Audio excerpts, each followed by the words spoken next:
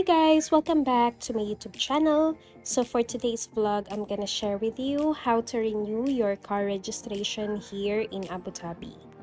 So your step number one is to do your car inspection. So I did mine here in Adnok Yas Mall, and they are open from Monday to Friday, 10 o'clock in the morning to 10 p.m.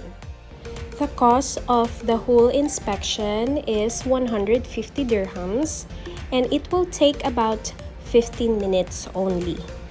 After the inspection, you should receive a text message states that you pass.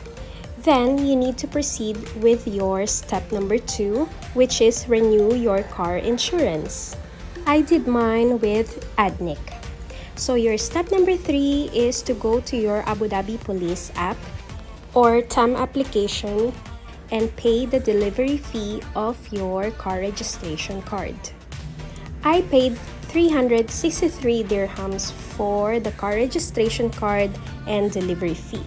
So I'm gonna show you the total cost. That's it for today, guys. Thanks for watching.